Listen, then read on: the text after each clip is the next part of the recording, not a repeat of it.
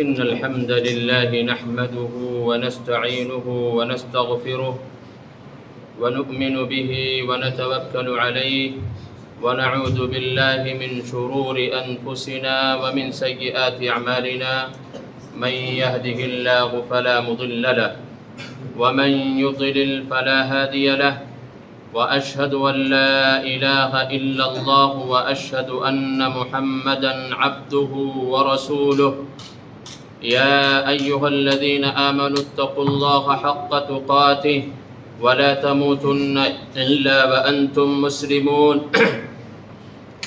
يا أيها الناس اتقوا ربكم الذي خلقكم من نفس واحدة وخلق منها زوجها وبث منهما رجالا كثيرا ونساء واتقوا الله الذي تساءلون به والأرحام إن الله كان عليكم رقيبا يا أيها الذين آمنوا اتقوا الله وقولوا قولا سديدا يصلح لكم أعمالكم ويغفر لكم ذنوبكم ومن يطع الله ورسوله فقد فاز فوزا عظيما أما بعد فإن خير الحديث كتاب الله وخير الهدي هدي محمد صلى الله عليه وسلم وشر الأمور محدثاتها وكل محدثة بدعة وكل بدعة ضلالة وكل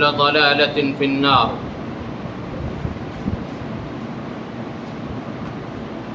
عن أبي ذر الغفاري رضي الله تعالى عنه عن النبي صلى الله عليه وسلم ثلاثة لا يكلمهم الله ولا ينظر إليهم يوم القيامة ولا يزكيهم ولهم عذاب أليم. قلت من هم يا رسول الله؟ قد خابوا وخسروا. فأعادها ثلاثا. قلت من هم خابوا وخسروا؟ فقال المسبل والمنان والمنفق سلعته بالحلف الكاذب. ہر طرح کی بڑائی، بزرگی، حاجت روائی، مشکل کشائی اللہ سبحانہ و تعالی کے لیے ہے، جو خالق کائنات، مالک ارض و سما ہے۔ درود و سلام ہو تمام انبیاء کرام کی جماعت پر، خصوصاً آخری نبی جناب محمد الرسول اللہ صلی اللہ علیہ وسلم کی ذات گرامی پر۔ حاضرین جمعہ، بزرگوں، ساتھیوں، پردہ نشین، ماؤں اور بہنوں، خطبہ مسنونہ کے بعد ہم نے آپ کے سامنے سنن ابی داؤد سے،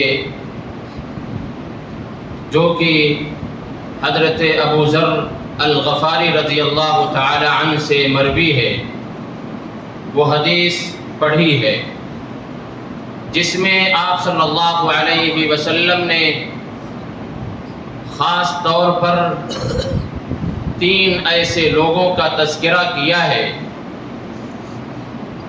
کہ جن کے لیے ناکامی، نامرادی ہوگی، وہ خسارے اور نقصان میں ہوں گے۔ اور اس بات کو نبی اکرم صلی اللہ علیہ وسلم نے 3 مرتبہ دہرایا ہے، 3 مرتبہ ریپیٹ کر کے اس پیغام کو ہم تک پہنچایا ہے، جس حدیث کو بنیاد بنا کر کے انشاءاللہ تبارک و تعالی رب کی توفیق سے کچھ باتیں رکھنے کی کوشش کروں گا۔ سب سے پہلے میں یہ جانیں کہ ابو ذر غفاری رضی اللہ تعالی عنہ یہ ہیں کون؟ یہ مدینہ اور مکہ کے درمیان ایک قبیلہ ہے، جس قبیلے کی طرف ان کی نسبت بھی ہے غفاری۔ یہاں کے یہ رہنے والے تھے۔ ان کو جب یہ خبر ملتی ہے کہ مکہ میں کوئی ہے جو اپنے آپ کو نبی کہتا ہے اور اس کا پیغام دنیا کے پیغام سے الگ ہے، تو انہوں نے اپنے بھائی کو قاصد بنا کر کے مکہ بھیجا کہ جاؤ اور اس بات کی تصدیق کر کے آؤ، اور سارا کا سارا اپنی آنکھوں سے اپنے کانوں سے سن اور جان کر کے واپس آنا۔ چنانچہ ان کے بھائی جاتے ہیں، نبی اکرم صلی اللہ علیہ وسلم کی خدمت میں حاضر ہوتے ہیں، آپ کا پیغام سنتے ہیں، گھر واپس آتے ہیں، کہتے ہیں کہ بھائی جان حقیقت میں وہ نبی ہیں اور ان کا پیغام بہت ہی پیارا ہے، بہت انوکھا ہے۔ فوراً ابو ذر رضی اللہ تعالی عنہ مکہ کا سفر کرتے ہیں اور خانہ کعبہ میں آ کر کے بیٹھ جاتے ہیں، انتظار کر رہے ہیں، ہر کسی آنے جانے والوں پر نظر رکھ رہے ہیں کہ وہ شخصیت ہے کون، لیکن رات ہو جاتی ہے، کوئی ایسا نظر نہیں آتا۔ حضرت علی کا اترتے گزر ہوتا ہے، وہ سمجھ جاتے ہیں کوئی مسافر ہے جو اپنی منزل تک جانا چاہتا ہے، وہ انہیں اپنے گھر کا مہمان بناتے ہیں، لیکن آپس میں دونوں میں کوئی گفتگو اور بات چیت نہیں ہوتی۔ دوسرے دن وہ صبح سویرے پھر خانہ کعبہ میں آ کر کے بیٹھتے ہیں، پورا دن گزرتا ہے، پھر شام میں حضرت علی کا گزر ہوتا ہے، پھر وہ لے جا کر کے اپنے گھر کا مہمان بناتے ہیں، پھر وہ واپس آتے ہیں، پھر تیسرا دن بھی آ جاتا ہے، لیکن نبی اکرم صلی اللہ علیہ وسلم سے ابھی بھی ملاقات نہیں ہوئی۔ تیسرے دن حضرت علی رضی اللہ تعالی عنہ پھر ان سے ملتے ہیں اور ان سے پوچھتے ہیں، سوال کرتے ہیں کہ تمہارا منزل ہے کیا، تم کہاں جانا چاہتے ہو، کس غرض سے یہاں آئے ہوئے ہو؟ تو انہوں نے کہا کہ تم مجھ سے عہد و پیمان کرو کہ ہماری بات کو کسی کے سامنے ذکر نہیں کرو گے، کسی کو خبر نہیں دو گے۔ انہوں نے وعدہ کیا اور پھر انہوں نے پورا معاملہ سنایا۔ تو حضرت علی رضی اللہ تعالی عنہ نے کہا کہ میں آپ کی ملاقات اس شخص سے یعنی محمد صلی اللہ علیہ وسلم سے کراؤں گا، اور انہوں نے بطور احتیاط کہا کہ میں آگے آگے چلوں گا، پیچھے پیچھے آپ کو چلنا ہے، کہیں کوئی سامنے نظر آئے گا میں رک جاؤں گا، لیکن آپ نہ رکنا تاکہ یہ اندازہ نہ ہو سکے کہ یہ دونوں ایک ساتھ چل رہے ہیں۔ غرض یہ کہ نبی اکرم صلی اللہ علیہ وسلم کی خدمت میں پہنچتے ہیں اور اسلام قبول کرتے ہیں۔ نبی نے کہا کہ تم اپنے قبیلے کی طرف واپس چلے جاؤ، یہاں کسی سے اس اسلام کا ایمان کا تذکرہ نہ کرنا۔ لیکن ابو ذر غفاری رضی اللہ تعالیٰ عنہ نے کہا کہ نہیں، میں اس چیز کا مکہ والوں کے سامنے اعلان کر کے اپنے قبیلے کی طرف جاؤں گا، اور انہوں نے ایسا ہی کیا۔ جب ایسا کیا تو مکے والے مل کر کے انہیں اتنا مارا کہ وہ زمین پر گر پڑے۔ ابن عباس رضی اللہ تعالی عنہ آ کر کے آپس میں ایک دوسروں سے بات چیت کرتے ہیں اور پھر ان کو چھڑاتے ہیں اور کہتے ہیں کہ تم نہیں جانتے ہو کہ یہ غفاری قبیلے سے ہیں، ادھر ہی سے تمہارا گزر ہوتا ہے جب تم شام کے لیے نکلتے ہو تجارت کی غرض سے، اس لیے تم انہیں چھوڑ دو۔ غرض یہ کہ انہیں چھوڑ دیا جاتا ہے۔ یہ ہے ابو ذر غفاری رضی اللہ تعالی عنہ، جن کا نام ہے جندب رضی اللہ تعالی عنہ۔ یہ کہتے ہیں کہ نبی اکرم صلی اللہ علیہ وسلم نے کہا کہ 3 ایسے لوگ ہوں گے، ثلاثۃ لا يكلمهم الله ولا ينظر إليهم يوم القيامة ولا يزكيهم ولهم عذاب أليم، کہ 3 ایسے لوگ ہوں گے کہ اللہ تبارک و تعالی قیامت کے دن جن سے گفتگو نہیں کرے گا، جن کی طرف نظر رحمت سے دیکھے گا نہیں، جن کو پاک و صاف نہیں کرے گا، جن کے گناہوں کو معاف نہیں کرے گا، اور انہیں دردناک عذاب دے گا۔ یہ اللہ کے نبی صلی اللہ علیہ وسلم نے 3 مرتبہ کہا۔ 3 مرتبہ آپ صلی اللہ علیہ وسلم نے اس بات کو ریپیٹ کیا، لا یکلمہم اللہ، اللہ کلام نہیں کرے گا۔ یہاں سے یہ ثابت ہوا کہ اللہ تبارک و تعالی کلام کرتا ہے، اللہ رب العالمین کلام کرتا ہے۔ رب العالمین کی ایک صفت ثابت ہوئی کہ رب العالمین کلام کرتا ہے، اور اس کے کلام کی دلیل سب سے بڑی قرآن کریم ہے، جو اللہ کا کلام ہے، جو اللہ کی مخلوق نہیں ہے، یہ رب العالمین کے کلام کی سب سے بڑی دلیل ہے، اور اہل سنت والجماعت کا یہی عقیدہ ہے کہ رب العالمین کلام کرنے والا ہے۔ اور دوسری صفت اللہ تبارک و تعالیٰ کی جو ثابت ہوئی وہ یہ کہ اللہ تبارک و تعالیٰ دیکھنے والا بھی ہے۔ رب العالمین دیکھے گا، جب دیکھے گا تو اس کی نظریں بھی ہیں، وہ ان آنکھوں سے دیکھے گا۔ لیکن یہاں پر حدیث کے اندر یہ کہا گیا کہ اللہ رب العالمین کلام نہیں کرے گا، اس سے مراد اور مفہوم کیا ہے؟ کیا حقیقت میں رب العالمین بالکل کلام نہیں کرے گا، ان کی طرف دیکھے گا نہیں؟ اس کا معنی یہ نہیں، بلکہ اللہ تبارک و تعالی ان کی طرف دیکھے گا اور کلام بھی کرے گا، بات بھی کرے گا، لیکن جو کلام اور نظر دیکھنے کی جو کیفیت ہوگی وہ رضامندی کی نہیں ہوگی، رحمت کی نہیں ہوگی، درگزر کرنے کی نہیں ہوگی، معافی کی نہیں ہوگی، لطف و کرم والی نظر نہیں ہوگی، نرمی والا لہجہ نہیں ہوگا، غضب اور غصے والی بات ہوگی، اور جو نظر ہوگی وہ غضب اور غصے والی نظر ہوگی، کیونکہ اللہ تبارک و تعالی قیامت کے دن ہر ایک پر نظر ڈالے گا۔ تو نظر سے انکار اور نظر نہ کرنے سے جو مراد ہے وہ یہ ہے کہ نظر رحمت سے نہیں دیکھے گا، اور گفتگو نہ کرنے سے مراد یہ ہے کہ اللہ تبارک و تعالی گفتگو تو کرے گا لیکن غضب اور غصے والی گفتگو کرے گا۔ اس حدیث سے اور اس جملے سے حقیقت میں مراد یہ ہے، کیونکہ کسی انسان سے بات کرنا، کسی انسان کی طرف نظر ڈالنا، یہ اس کی اہمیت کی دلیل ہوا کرتی ہے، اس کی طرف توجہ دینے کی دلیل ہوتی ہے۔ اگر کسی کی طرف نظر نہ کی جائے، کسی سے بات نہ کیا جائے، تو اس سے یہ پتہ چلتا ہے اس دنیا کے اندر بھی کہ ہماری نظر میں اس کی کوئی حیثیت نہیں ہے، ہماری نظر میں اس کی کوئی عزت نہیں ہے۔ تو اللہ تبارک و تعالی کی نظر میں جو عزت والے، تکریم والے نہیں ہوں گے تو اللہ تبارک و تعالی ان کی طرف دیکھے گا نہیں، ان سے کلام نہیں کرے گا، ان کو معاف بھی نہیں کرے گا۔ یہ رب العالمین اللہ کے نبی صلی اللہ علیہ وسلم کا حکم ہے۔ اور یہ دو باتیں، تیسری بات وَلَا يُزَكِّيهِمْ، اور ان کو پاک نہیں کرے گا۔ کن چیزوں سے؟ ان کا تزکیہ نہیں کرے گا، ان کے گناہوں سے، ان کی لغزشوں سے ان کا تزکیہ نہیں کرے گا، انہیں معاف نہیں کرے گا۔ اللہ تبارک و تعالی اگر گناہوں کو معاف نہ کرے تو ہم آپ پھر جنت کو حاصل نہیں کر سکتے ہیں۔ قیامت کے دن جس کے علاوہ اللہ کے علاوہ کوئی معافی کرنے والا نہیں، رب العالمین کے علاوہ کوئی اس دن بادشاہ اور حاکم نہیں۔ آج بھی حقیقت میں حاکم اللہ تبارک و تعالی ہے، لیکن یہاں اسباب موجود ہیں، یہاں ذرائع موجود ہیں، وہاں تمام لوگوں کی بادشاہی ختم کر دی جائے گی، ہر چیز کا خاتمہ کر دیا جائے گا۔ اللہ تبارک و تعالی اس دن کس ایسے لوگوں کو پاک نہیں کرے گا، تطہیر نہیں کرے گا۔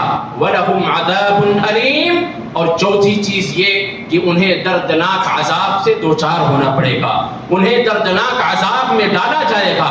ابو ذر غفاری رضی اللہ تعالیٰ عنہ کہتے ہیں کہ ہم نے کہا اللہ کے نبی صلی اللہ علیہ وسلم یہ لوگ کون ہوں گے کہ جو نامراد اور ناکام ہونے والے ہیں، جو نقصان اور خسارہ اٹھانے والے ہیں؟ دیکھیے یہاں پر دو باتیں کہی، ابو ذر نے دو باتیں کہی، ایک یہ کہ جو ناکام ہونے والے ہیں، ایک انسان کوئی کام کرتا ہے، کوئی بزنس کرتا ہے، اسے ناکامی مل جاتی ہے لیکن نقصان نہیں ہوتا ہے، اس کی بھرپائی ہو جاتی ہے، ناکام تو ہوتا ہے، نامراد تو ہو جاتا ہے، وہ بزنس وہاں پہ سیٹ تو نہیں ہوتا، لیکن جو اس کے پاس مال ہوتا ہے وہ اس سے اپنے آپ کو نقصان میں نہیں ڈالتا ہے، اس سے وہ بچ جاتا ہے۔ لیکن یہاں پر کہا کہ ایسا انسان جو نامراد بھی ہوگا، ناکام بھی ہوگا اور نقصان بھی اٹھائے گا، ایسا کوئی انسان ہو کہ جو کوئی کام کرے وہ فیل ہو جائے اور مزید اس پر کہ اسے اس کے ذریعہ سے نقصان بھی پہنچ جائے، تو قیامت کے دن ایسا دن ہوگا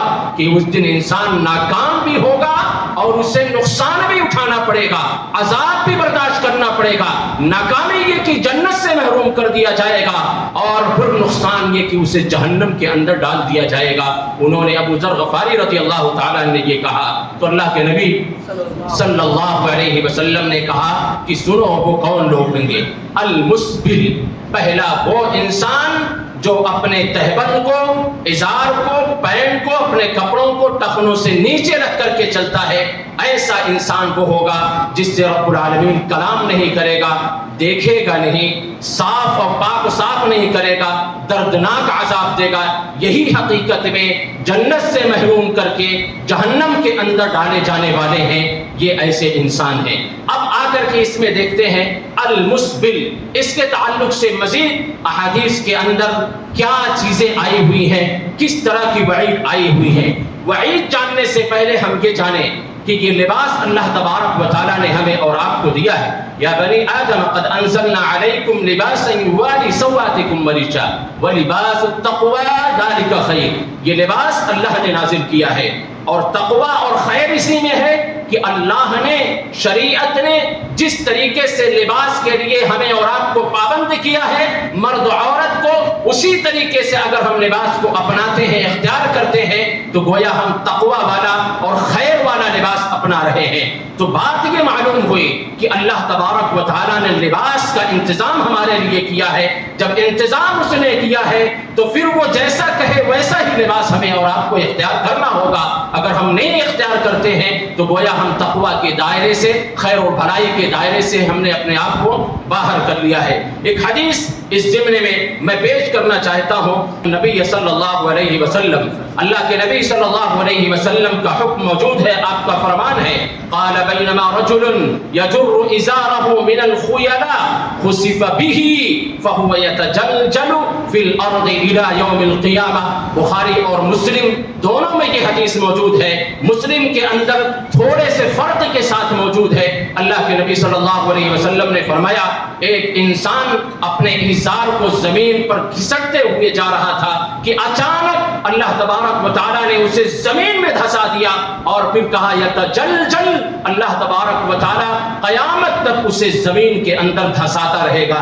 یہ کپڑوں کو نیچے رکھنا یہ کوئی معمولی چیز نہیں۔ اگر کوئی اس عمل کو کرتا ہے، یعنی کپڑوں کو ٹخنے سے نیچے رکھتا ہے، تو وہ کبیرہ گناہ کا مرتکب ہے، وہ حرام کام کر رہا ہے۔ اور اس کے بعد کی جو دو چیزیں اور آنے والی ہیں، سب کا حکم یہی ہے کہ شریعت نے اسے حرام قرار دیا ہے کہ اسے انسان اختیار کرے، تو اللہ تبارک و تعالیٰ کی طرف سے یہ غضب بھی آ سکتا ہے کہ اللہ تبارک و تعالیٰ ہمیں اور آپ کو دنیا میں اس انداز کی سزا دے دے کہ زمین کے اندر دھسا دے۔ ابو ہریرہ رضی اللہ تعالیٰ عنہ بیان کرتے ہیں، ما اسفل من الکعبین من الازار ففی النار، یہ بھی بخاری کے اندر موجود ہے۔ کیا کہتے ہیں اللہ کے نبی صلی اللہ علیہ وسلم نے فرمایا کہ جو حصہ ٹخنے سے نیچے کسی کا کپڑا ہوگا، گویا وہ اسے اس حصے کو جہنم میں لے جانے والا ہے۔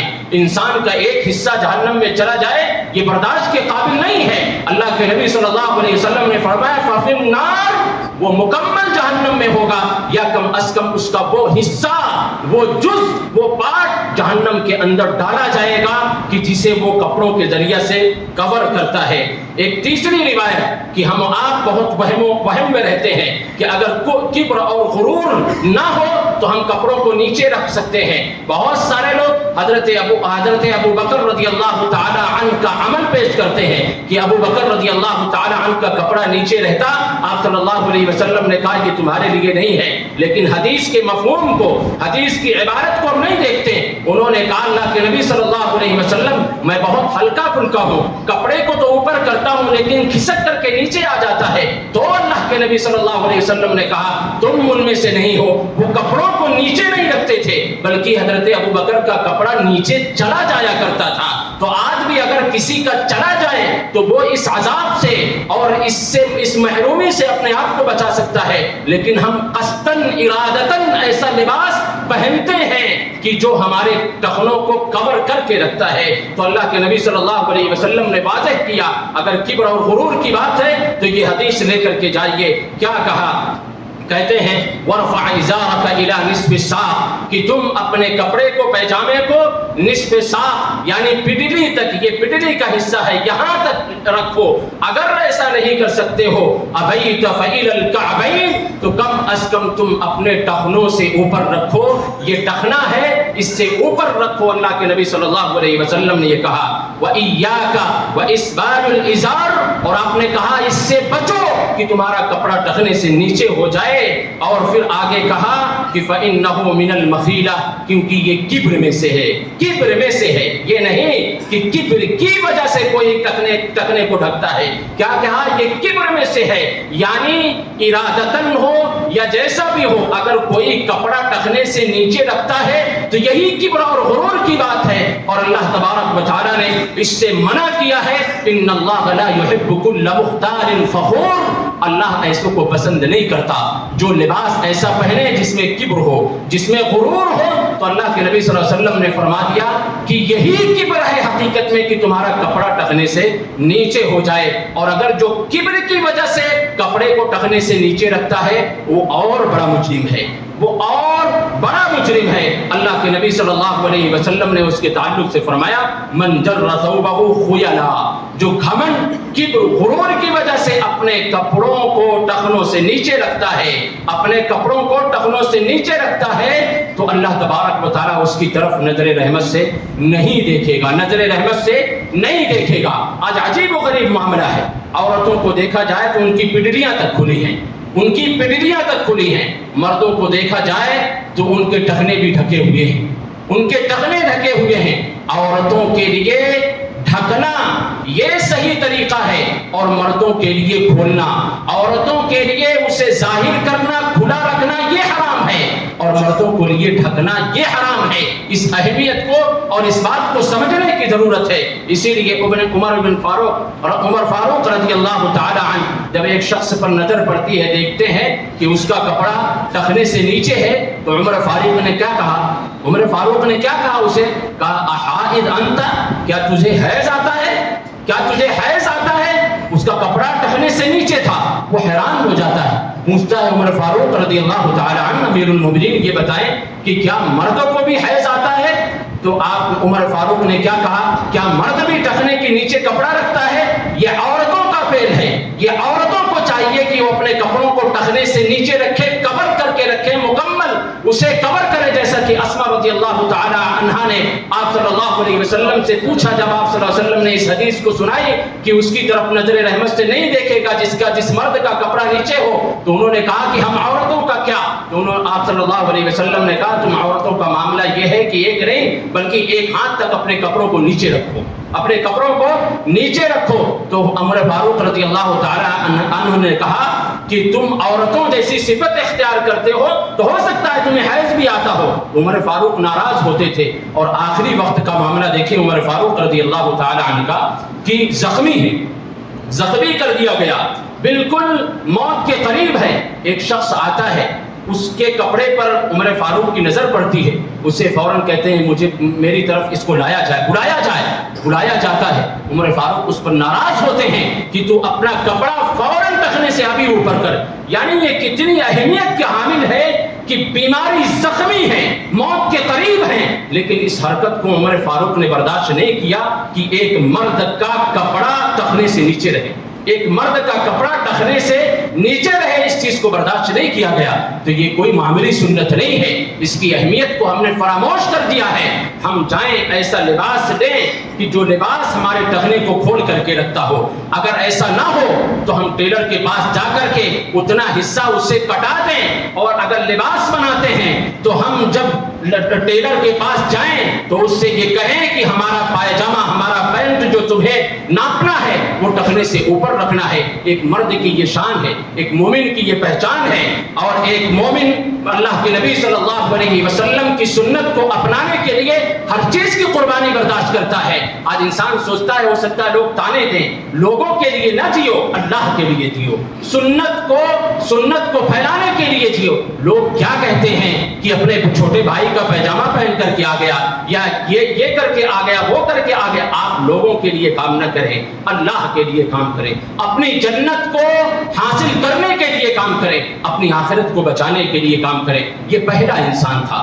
دوسرا انسان جس کے تعلق سے آپ صلی اللہ علیہ وسلم نے کہا والمنان، احسان جتلانے والا. آج کوئی انسان کسی کے ساتھ خیر کرتا ہے, کسی کے ساتھ بھلائی کرتا ہے, کسی مسجد کی تعمیر میں حصہ لیا, کسی مدرسے کی تعمیر میں حصہ لیا, کسی کے اصلاح کا ذریعہ بن گیا, کسی کی غربت ختم کرنے کا ذریعہ بن گیا, کسی کو کوئی کاروبار کرا دیا, کسی کی شادی کرا دیا, تو اس پر احسان جتلاتا ہے, لوگوں میں تذکرہ کرتا ہے, یا یہ کہ مس یوز کرتا ہے, اس کو ایذا پہنچاتا ہے کہ تمہارے ساتھ میں نے یہ احسان کیا, تمہاری تقریب میں کام آیا, آؤ میرا یہ کام, آؤ میری یہ ضرورت, اس ضرورت کو پوری کرو, یہ کام کرو, اسے ایذا پہنچاتا ہے. اللہ کے نبی صلی اللہ علیہ وسلم نے فرمایا کہ ایسے انسان کو بھی اللہ تبارک و تعالیٰ دردناک عذاب میں مبتلا کرنے والا ہے. نہ کلام کرے گا, نہ تزکیہ کرے گا, نہ نظر رحمت سے دیکھے گا, بلکہ اسے دردناک عذاب میں مبتلا کرے گا. اور احسان ہم کیوں جتلائیں؟ احسان ہم کسی پر کیوں جتلائیں؟ اللہ نے ہمیں اس قابل بنایا ہے کہ ہم کسی کی مدد کر پا رہے ہیں, اور اگر اللہ چاہے تو ہمیں اس مقام پر رکھ دے جس کی ہم مدد کر رہے ہیں. احسان سارا کا سارا اللہ کا ہے. مال دیا ہے اللہ نے, شہرت دی ہے اللہ نے, ہمیں اس قابل بنایا ہے اللہ نے کہ ہم کسی کی رہنمائی, کسی کی مدد, کسی کی کفالت, کسی بیوہ کی کفالت کی ذمہ داری ہم برداشت کر پا رہے ہیں. اللہ نے ہمیں اس قابل بنایا ہے. اللہ کا شکر ادا کریں کہ اللہ نے ہمیں اس قابل بنا دیا ہے کہ ہم اس کے ساتھ یہ احسان کر کے, ہم اس کی یہ مدد کر کے رب العالمین کی قربت حاصل کر رہے ہیں, رب العالمین کی جنت کے قریب اپنے آپ کو کر رہے ہیں, اپنی آخرت کو بنا رہے ہیں. اگر ہم احسان جتلا دیتے ہیں, لوگوں میں تذکرہ کر دیتے ہیں کہ یہ سارا کا سارا کام جو دیکھ رہے ہو مساجد کے اندر, مکاتب کے اندر, مدارس کے اندر, غربا کے اندر, یہ سب ہمارا کیا ہوا ہے, تو اس نے وہی اپنے اس سارے کام پر اللہ رب العالمین کی لعنت بھیجنے کا وہ سبب بن جاتا ہے, ذریعہ بن جاتا ہے. قرآن کریم اس بات کی گواہی دیتا ہے. اللہ تبارک و تعالیٰ فرماتا ہے یا ایھا الذین آمنوا لا تبطلوا صدقاتکم بالمن والعطا, اے ایمان والو تم اپنے صدقات کو, نیکیوں کو احسان جتلا کر کے تباہ و برباد نہ کر دو. اگر ہم احسان جتلاتے ہیں تو گویا ہم اپنی نیکیوں کو تباہ و برباد کر دیتے ہیں اور اپنی ان نیکیوں پر پانی پھیر دیتے ہیں, جنت سے ہم جہنم کی طرف نکل پڑتے ہیں. تو اللہ کے نبی صلی اللہ علیہ وسلم نے فرمایا یہ خطرناک چیز ہے کہ ایسے لوگوں سے نہ کلام کرے گا, نہ دیکھے گا, نہ ان کے گناہوں سے ان کی معافی کرے گا, دردناک عذاب میں مبتلا کرے گا. تیسرا اور آخری شخص وہ ہے کہ جس کی طرف اللہ نظر رحمت سے نہیں دیکھے گا, والمنفق سلعته بالحلف الكاذب او الفاجر, کہ وہ تاجر, وہ بزنس مین جو اپنی تجارت کے سامان کو جھوٹ بول کر کے یا جھوٹی قسمیں کھا کر کے بیچتا ہو, جھوٹی قسمیں کھا کر کے بیچتا ہو. مارکیٹ کے اندر چلے جائیں, کپڑے والے ہوں, بلڈر ہو, ڈاکٹر ہو, انجینئر ہو, موبائل والے ہوں, سیلون والے ہوں, سبزی والے ہوں, گوشت والے ہوں, جتنے کاروباری ہیں آپ مارکیٹ کے اندر گھس جائیں, کتنا فراڈ, کتنا جھوٹ, جھوٹی قسمیں کھا کر کے کہ یہ تو بالکل اوریجنل ہے, اللہ کی قسم یہ اصلی ہے, اللہ کی قسم اس کی قیمت یہی ہے, اللہ کی قسم یہ تو ہماری خرید ہے جو آپ بول رہے ہیں. جھوٹی قسمیں, پوری مارکیٹ جھوٹ سے بھری پڑی ہے. صبح سے شام تک وہ تاجر تجارت کر رہا ہے جھوٹ بول کر کے, جھوٹی قسمیں کھا کر کے. اللہ کے نبی صلی اللہ علیہ وسلم نے فرمایا ہے کہ اگر سماج اور معاشرہ تجار اس سے باز نہیں آتے ہیں تو ان کے تجارت میں سے برکت اٹھا لی جائے گی اور اللہ تبارک و تعالیٰ دردناک عذاب میں ڈالے گا. ہر انسان دیکھے, ہر کوئی آج ہر کسی پر جھوٹ اور فراڈ کے ذریعے سے اللہ کی قسمیں اٹھا کر کے, یہ جھوٹی قسمیں کھانا, اللہ کی قسم جھوٹی کھا کر کے یہ کس کی توہین کر رہے ہو؟ یہ اللہ کی توہین کر رہے ہو. جس اللہ نے ہمیں اور آپ کو اس قابل بنایا ہے کہ تجارت کر پا رہے ہیں. اللہ اپاہج کر کے ہو سکتا تھا کہ روڈوں کے کنارے بیٹھا دیتا اور بھیک مانگتے رہتے, لیکن اللہ نے اس قابل بنایا ہے, اللہ نے یہ ذہن دیا ہے, یہ دماغ دیا ہے, یہ توانائی بخشی ہے کہ ہم تجارت کر پا رہے ہیں. ہمارے اندر وہ شعور پیدا کر دیا ہے کہ ہم تجارت کر پا رہے ہیں, لوگوں کو ڈیل کر پا رہے ہیں. لیکن اگر جھوٹ بول کر کے تجارت کرتے ہیں, فراڈ کے ذریعے سے تجارت کرتے ہیں, سامان کچھ ہے بتا کچھ رہے ہیں, کوالٹی کچھ ہے اور اس کی اہمیت کچھ بتلا رہے ہیں, تو گویا کہ ہم فراڈ کر رہے ہیں. اللہ کے نبی صلی اللہ علیہ وسلم بازار سے گزر رہے ہیں, गुजरते गुजरते देखते हैं एक शख्स बैठा हुआ है कुछ गल्ला लेकर के। आप सल्लल्लाहु अलैहि वसल्लम उस गल्ले के नीचे हाथ डालते हैं, देखते हैं ऊपर का गल्ला सूखा हुआ है, नीचे का गल्ला गीला है पानी से। कहा ये क्या है? उसने कहा अल्लाह के नबी सल्लल्लाहु अलैहि वसल्लम बारिश नाजिल हुई थी, गल्ला भीग गया था तो मैंने उसे नीचे रख दिया भीगा हुआ, और जो सूखा था उसको ऊपर रख दिया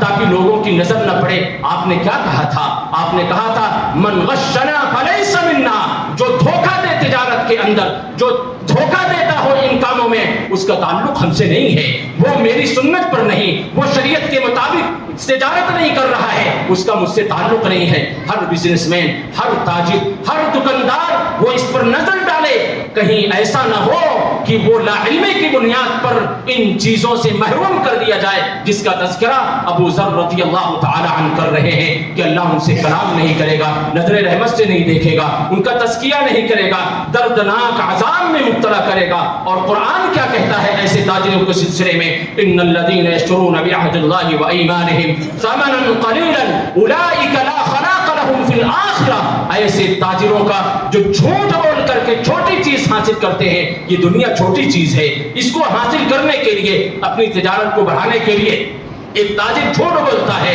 तो अल्लाह ने कहा उलाइका ला खलाक़ लहुम फिल आखिरह, आखिरत में इनका कोई हिस्सा नहीं होगा, आखिरत में इनका कोई हिस्सा नहीं होगा। आखिरत में अगर हिस्सेदारी चाहते हैं तो तिजारत को हम सच्चाई पर रखें, सच्चाई को बुनियाद बना करके हम तिजारत करें, और इसी सच्चाई की बुनियाद पर अल्लाह तबारक व तआला ने जन्नत रखी है। और जन्नत ही नहीं बल्कि जन्नत में सबसे ऊंचे मकाम पर ऐसे लोगों को रखने की बात कही है। अल्लाह के नबी सल्लल्लाहु अलैहि वसल्लम क्या कहते हैं? अल्लाह के नबी सल्लल्लाहु अलैहि वसल्लम कहते हैं अत्ताजिरुस सदूक अल अमीन मअन नबिय्यीन वस्सिद्दीकीन वश्शुहदा। ऐसा ताजिर जो सच्चाई की बुनियाद पर तिजारत करता है, ऐसा ताजिर जो अमानतदारी पर तिजारत करता है, वो नबियों के साथ होगा, शहीदों के साथ होगा, सच्चे लोगों के साथ होगा। बताया जाए नबियों का मकाम जन्नत में सबसे बुलंद होगा कि नहीं होगा? सच्चे लोगों का मकाम सबसे बुलंद होगा कि नहीं होगा? शुहदा का मकाम सबसे बुलंद होगा कि नहीं होगा? हमने मैदान जिहाद में जाकर के शहीद का दर्जा तो नहीं हासिल किया है, नबी का दौर तो नहीं पाया है, लेकिन वहां जन्नत में ऐसे ताजिरों को जो हर चीज से बच करके, जितने फराड के रास्ते हैं, झूठ के रास्ते हैं, उससे बच करके अगर वो तिजारत करते हैं तो अल्लाह तबारक व तआला ऐसे लोगों के साथ रखेगा। अब हम फैसला करें कि इस दुनिया में जो मुख्तसर सी जिंदगी है, इसमें झूठ के जरिए से तिजारत को बढ़ा करके हम अपनी बरकत को और नबियों की सोहबत से अपने आप को महरूम करना चाहते हैं या उनके साथ रहना चाहते हैं। एक वाकया नकल करता हूँ, जरीर बिन अब्दुल्लाह रज़ियल्लाहु तआला अन्हु का वाकया है। ये अपने गुलाम को भेजते हैं मार्केट के अंदर कि जाओ मेरे लिए एक घोड़ा लेकर के आओ। वो घोड़ा लेकर के आता है, देखते हैं, कहते हैं कि देखो इस घोड़े की कीमत कितनी है? कहा गया 300 दिरहम। कहा कि मुझे नहीं लगता है, बल्कि इसकी कीमत कुछ ज्यादा है। वो बढ़ाते चले गए। ये खैरख्वाही हो, हर ताजिर और हर बिजनेसमैन एक दूसरे के साथ ये खैरख्वाही करे। आज हम रोते हैं कि हम पर जुल्म किया जा रहा है। आप मार्केट के अंदर निकले, कितना फ्रॉड किया जाता है। एक गरीब इंसान 10 लाख रुपए इकट्ठा करके किसी के पास जाता है मकान के लिए, उसे मालूम है उस बिल्डर को कि ये मकान 1 महीने 2 महीने के बाद मुनहदिम होने वाला है, कागज और पेपर इसका क्लियर नहीं है, लेकिन उस 10 लाख की लालच की वजह से वो मकान उससे बेच देता है। वो जाहिल आदमी है, आम सा आदमी है, अनपढ़ है, वो नहीं जानता है। वो खून और पसीना एक करके, हो सकता है कर्ज लेकर के आया हो सकता है अपनी चीजों को किसी के पास रख करके आया हो, लेकिन वो उसकी गाढ़ी कमाई को चूसता है, उसके खून को चूसता है और फिर उसके हाथ में कर देता है। और चंद रोज बाद पता चलता है कि इसके साथ मामला ये हो गया। फराड इस तरीके से है हमारे ताजिरों में, हमारे बिल्डरों में, और जितने भी बिजनेसमैन हैं, इस तरीके से फ्रॉड किया जा रहा है। बताओ उम्मते मुस्लिमा इस्लाह के मैदान में कैसे काम कर सकती है? और इससे एक नुक्ता याद आया कि तिजारत का, बिजनेस का और दावत व तबलीग का बहुत गहरा ताल्लुक हमेशा से रहा है। इस्लाम इस हिंदुस्तान में कैसे पहुंचा? मक्का से लोग किस गर्ज से आए थे? तिजारत की गर्ज से आए थे। आप तारीख उठा करके पढ़िए, तिजारत की गर्ज से मक्का से लोग यहाँ आए थे और तिजारत को बुनियाद बना करके दावत व तबलीग लोगों में पेश किया था। बताओ हम जब झूठ बोलेंगे, फ्रॉड करेंगे, तो कोई हमारी तालीमात से मुतासिर होगा? कोई इस्लाम से मुतासिर होगा? आज हमारे लेन देन मुआमलात سچائی نہیں ہے، امانت داری نہیں ہے۔ اور اس وقت کے تجار ہمیشہ اپنی تجارت کو دعوت و تبلیغ کا سب سے اہم ذریعہ بنایا تھا اور بنیاد بنایا تھا، اور اسی پر چل کر کے لوگوں سے تجارت کر کے ان کے سامنے سچائی اور امانت داری کو پیش کر کے انہیں اسلام سے متاثر کیا تھا، اور وہ مجبور ہوئے تھے اسلام قبول کرنے پر۔ آپ پورا یہ علاقہ جو ساؤتھ کا ہے، یہاں پر جتنے وفود آئے تھے سب تجارت کی غرض سے آئے تھے، اور پورا کا پورا علاقہ ان کی تجارت کی سچائی اور امانت داری سے متاثر ہو کر کے اسلام قبول کرنے پر مجبور ہوئے تھے۔ یہ تاریخ ہے اور یہ حقیقت ہے، اس تاریخ کو بھلایا نہیں جا سکتا، اس تاریخ کو دہرانے کی ضرورت ہے، اس تاریخ کو آج پھر سے ریپیٹ کرنے کی ضرورت ہے۔ تو جریر بن عبداللہ ان کی رہنمائی کرتے ہیں کہ لگتا ہے کہ تم نہیں جانتے ہو، تمہارا یہ گھوڑا حقیقت میں 800 درہم کا ہے، 800 درہم کا ہے، جبکہ اس نے بیچ دیا تھا۔ یہ رہنمائی ہو، اس طریقے کی رہنمائی ہونی چاہیے۔ آج آپ مکان تلاش کرنے کے لیے نکلیں، جو ایجنٹ ہیں جو رہنمائی کرتے ہیں وہ 1 مہینے کی کرایہ حاصل کرنے کے لیے اس مکان کے کرائے کو بڑھا دیتے ہیں۔ اب وہ کرایہ دار سال پر رہے، 2 سال رہے، 5 سال رہے، اس کو وہ برداشت کرتا رہے گا۔ صرف 1 مہینے کی 2000 روپے زیادہ کے لیے وہ اس سے مصیبت میں ڈال دیتا ہے۔ یہ خیر خواہی ہے؟ جریر بن عبداللہ کی خیر خواہی دیکھی جائے کیسے؟ کہا کہ تم نہیں جانتے ہو، تمہارا گھوڑا 300 درہم کا نہیں ہے، جبکہ لے چکے تھے، گھر گھوڑا آ چکا تھا، لیکن اس کے بعد کہا کہ نہیں، اسے جا کر کے دے کر کے آؤ، اس کا گھوڑا حقیقت میں 800 درہم کا ہے۔ اور پھر کہا کہ میں یہ کام کیوں کیا؟ اس لیے کہ اللہ کے نبی صلی اللہ علیہ وسلم ہر مسلمان سے خیر خواہی کے لیے بیعت کرتے تھے، اور ہم نے بھی اللہ کے نبی صلی اللہ علیہ وسلم سے بیعت لی تھی کہ جب تک میں زندہ رہوں گا ہر مسلمان کے ساتھ خیر خواہی کرتا رہوں گا، ہر ایک کے ساتھ خیر خواہی کرتا رہوں گا۔ یہ ہے وہ 3 اشخاص، وہ 3 لوگ جس کے تعلق سے اللہ کے نبی صلی اللہ علیہ وسلم نے فرمایا کہ لا یکلمہم اللہ ولا یزکیہم یوم القیامہ ولا یزکیہم ولہم عذاب علیم۔ 4 چیزیں ہیں، لوگ ہیں 3 اور وعیدیں ہیں 4۔ اللہ کلام نہیں کرے گا، ان کی طرف دیکھے گا نہیں، ان کے گناہوں کو نہیں معاف کرے گا، دردناک عذاب میں ڈالے گا۔ ایک جو اپنے کپڑوں کو نیچے رکھتے ہیں، دوسرا جو احسان جتلاتے ہیں، تیسرے وہ تاجر جو جھوٹ بول کر کے اپنے سامان کو فروخت کرتے ہیں۔ اللہ تبارک و تعالی ہم تمام کو شریعت کے مطابق، سنت کے مطابق، کتاب و سنت کے مطابق زندگی گزارنے کی توفیق عطا فرمائے۔ سبحانک اللہم و بحمدک، اشہد ان لا الہ الا انت، استغفرک و اتوب الیک۔